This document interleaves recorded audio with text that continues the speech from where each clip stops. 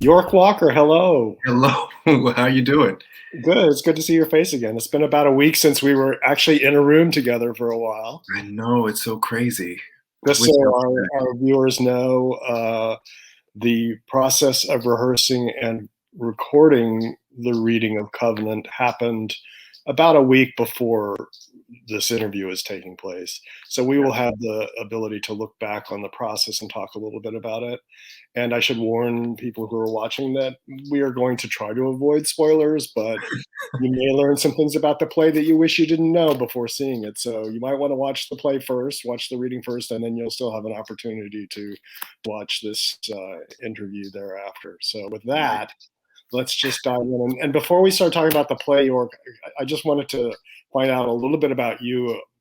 My go-to question is always, how did you come to playwriting? How did that happen? Yeah, it was a little random. I started off as an actor, so I was actually forced to do it as an actor. I was an apprentice at Actors Theater of Louisville right after college, and they have this thing called a solo meal, which is like a 15-minute solo show, and you had to do it. And it was very uncomfortable, but it was the first time that anybody forced me to write something for myself. And so it was called My Love Life, A Series of Unfortunate Events.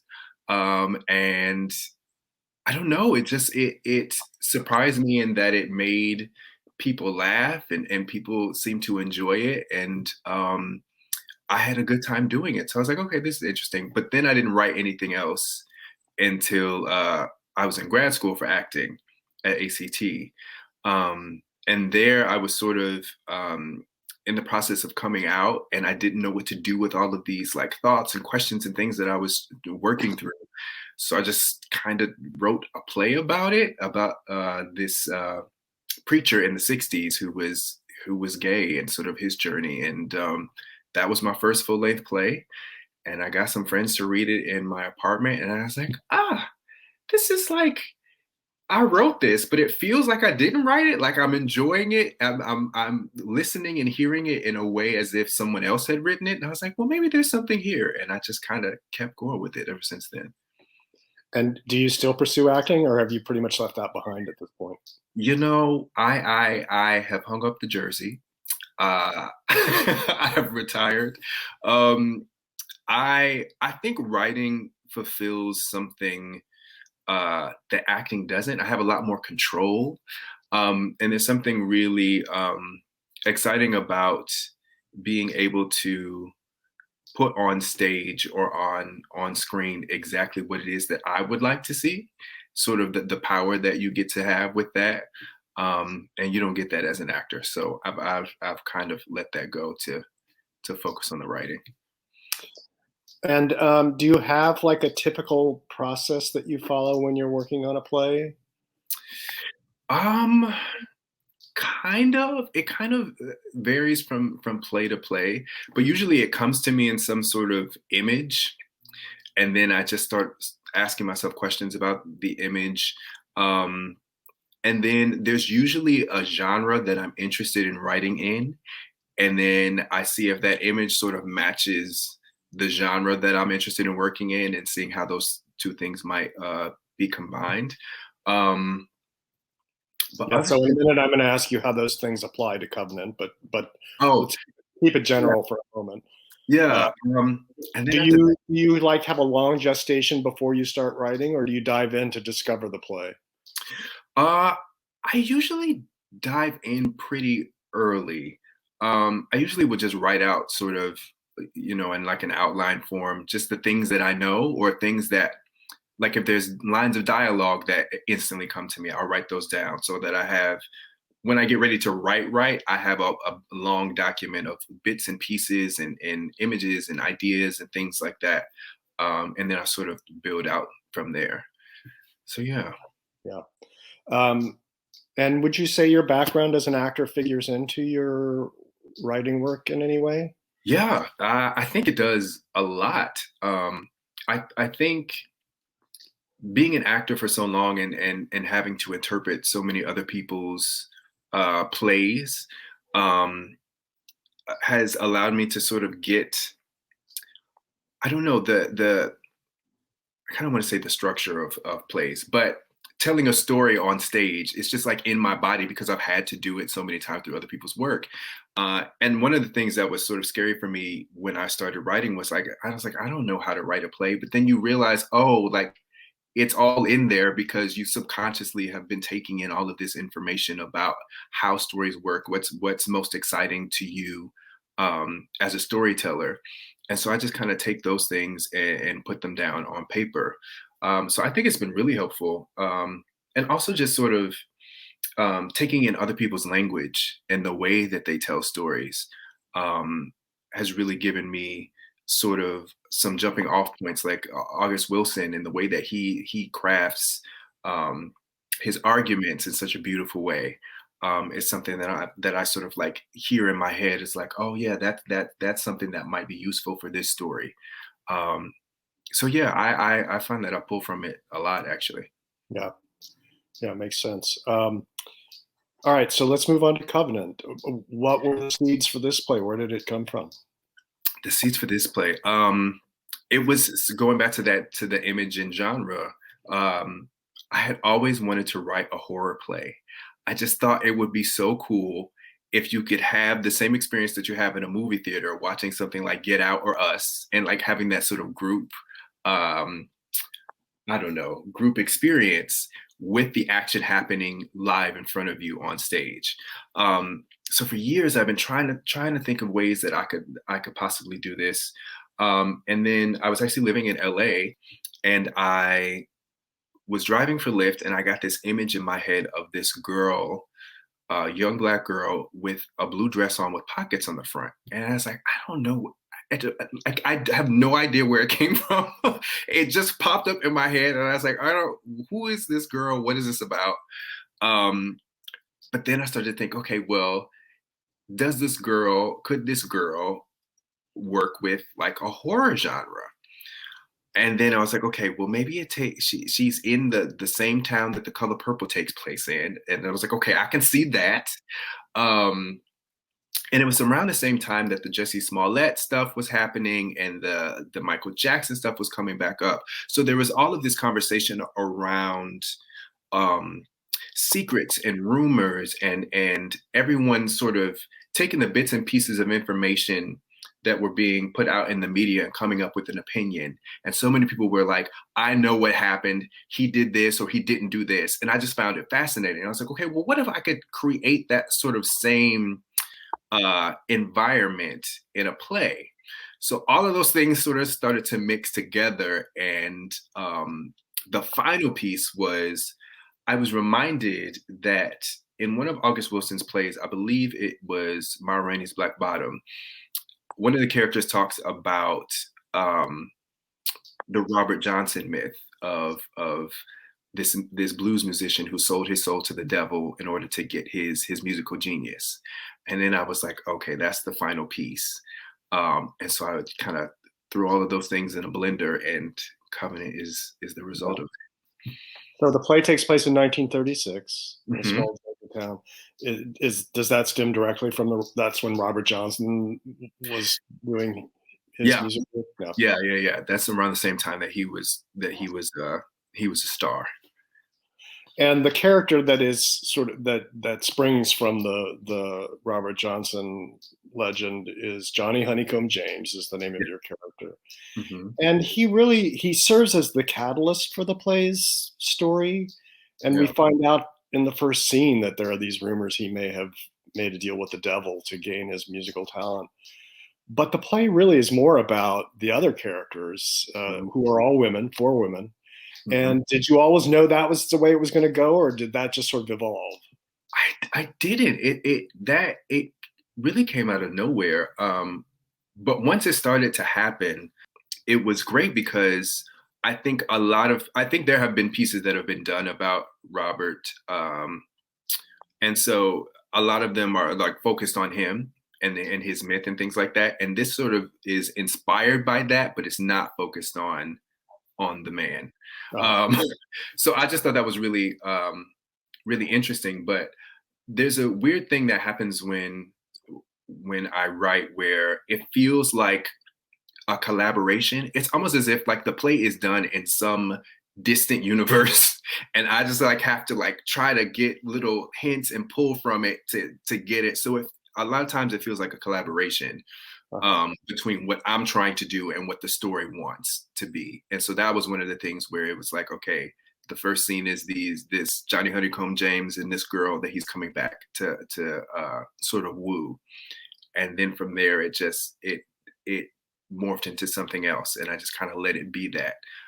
So the story sort of unfolded and was really exciting to write because I didn't know where it was going either. So yeah. It's kind of surprising to know that. I mean, you've told me that before, but in the end, the plot of the play is so intricate. Everything connects in some way to everything else. Yeah. And I wonder how much of that evolved through rewriting rather than through the initial burst of writing. Yeah, I think pretty early on, I had an idea about what the final image of the play would be. And so once I knew that, I could sort of start to craft how we get there so that ending is surprising, but also inevitable, which was a challenge because, again, I've never written in this genre before. So I have no sort of frame of reference. So I was watching all kinds of thrillers and horror movies, just trying to figure out, like, how do you build suspense? Yeah, lots of rewrites because there were all sorts of red herrings. And like the version that we just did is like the most simple version of this play that has existed because there were all sorts of characters that were mentioned that were like part of the world, but didn't help us in the journey of the play. And there was so much that people were like, okay, I don't know. I know the ending is kind of cool, but all of the stuff before that, I don't know how we get to this point. So it's a lot of paring down and getting it down to the sort of most streamlined series of events to get to that end. So I'm going to pause and tell the audience, if you haven't yet watched the reading, don't let York's statement that this is the simplest version of the play lull you into a false sense of security, because if you don't pay close attention to moment by moment to what happens in this play, you're going to miss an important clue, and then you're going to have a hard time putting the puzzle together. So word for the wise. Right. So we've talked around the fact that you were interested in writing in the horror genre and were inspired by a couple of movies. So that leads me to talk a little bit about, there are some hints of the supernatural in the play, although a lot of the story evolves from real human passions and needs, I would say. But yes, occasionally the play touches on the supernatural. Is there anything you want to say about that element of the play and how you view it and how you hope audiences view it? Yeah, I grew up in a really strict Christian household. And so I'm realizing in all of my work, I think all of that is like coming out and me trying to deal with that and figure out what that means to be now as an adult and how I see the world and see sort of what I think about God and all of those sort of things.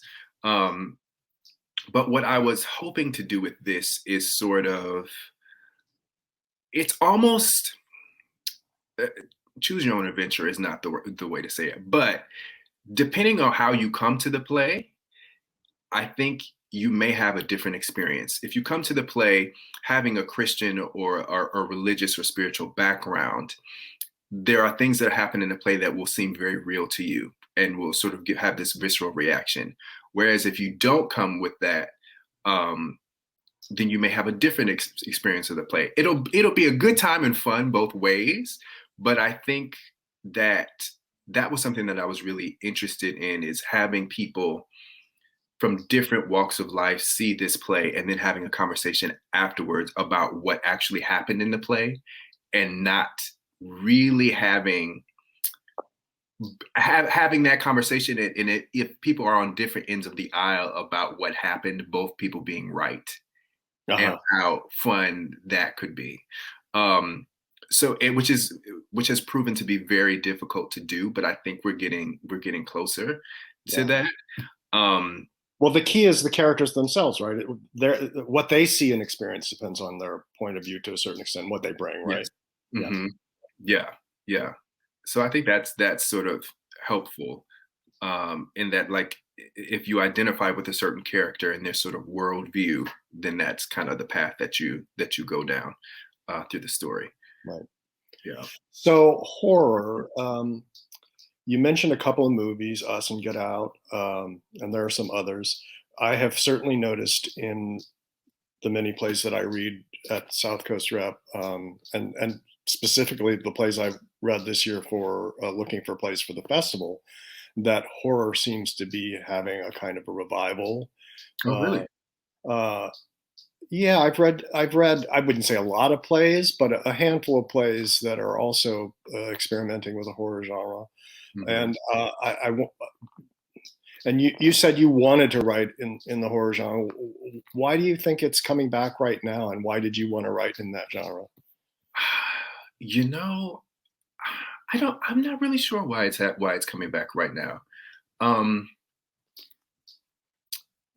I think for me, the bigger thing that I'm interested in is seeing Black people on stage in different genres.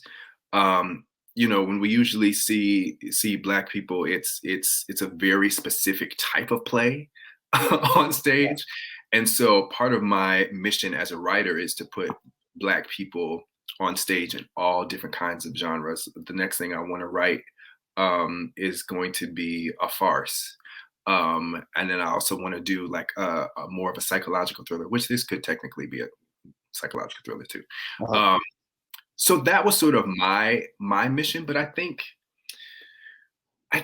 it's kind of fun to be scared in a safe way.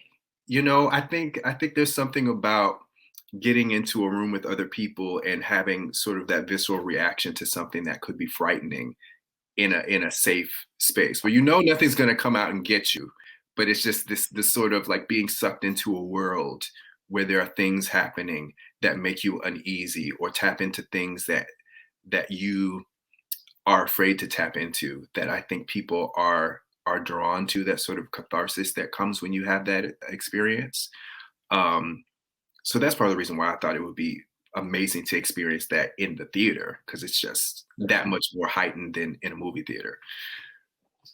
And I guess I would say for those of you who are listening who aren't particularly into the horror genre, this is kind of a horror play for people who don't like horror, because while there are some jump in your seat moments in the play, for the most part, and precisely for the things that we've been talking about, it it is really in some ways more of a psychological thriller, and the horror is in service to what's happening with the characters and their relationships more than just for sensational effect. Yeah, yeah. I wanted it to be really grounded. I was doing another workshop and reading, and it was happening in October, and it was kind of being like, it's a horror play, which I get, marketing things like that. But then I was like, but it's not like a scary play. It's really like a family drama with some horror elements sprinkled into it. So that's interesting that you say it's a horror play for people that don't like horror, because I do think that it's a happy medium. Yeah, I think everybody can, it's got something for everybody in that way. definitely, because I do like horror, so I enjoyed it on that level. But you don't necessarily have to enjoy it on that level to find something to enjoy about it. So Yeah.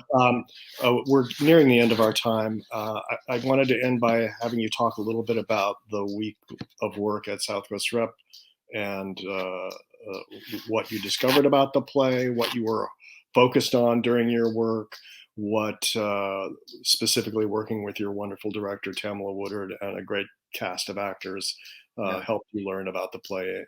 Because you're fairly far along in the process now. We didn't have time to talk about the convoluted journey this play has taken. But how many readings or workshops got canceled at some point because of pandemic and other things? Mm-hmm. It's like the curse of covenant. Yeah.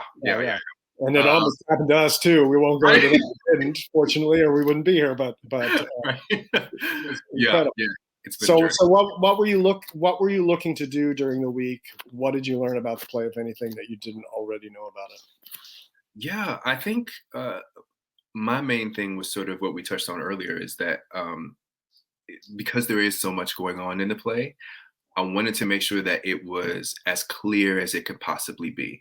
So anything that was not, that was a loose end that needed to be cut, that's what I was looking for. The thing I love about working with actors is that they are on their singular tracks, and they are, investigating that one character in a deeper way than you are, because you're as the writer, you have the whole thing in your head. And you try to get specific with each character, but the actor can really tell you is, I'm starting here and then I have to get here, but I don't have the steps to get there. And so I think when we were working, and the actors who were all amazing, just hearing them say, especially in the monologues, there are sort of these soliloquies or interludes that each of the characters have, and just hearing, okay, this is a little confusing for me as I'm playing it, and then being able to go back and be like, oh, I see what you're saying. Let me tweak that line so it's more clear for you, which is going to be more clear for the audience. So that was so helpful. But I think for me, the most helpful thing is just being able to sort of table work and discuss the play, and for people to ask questions and ask, or say when they're confused or when they're not, or what surprised them. That is so helpful to me, because then I can go back and look through the play and figure out, okay, so how can I make this moment more clear so that when it pays off later, it lands in a more significant way than it is currently. So it was great. I'm so happy with the work that we did. I feel like the script took a big step forward. So I'm so grateful to have been a part of it, and to be able to work with you and Tamilla again, and the actors. It was a really amazing experience. So I'm excited for people to get a chance to see it.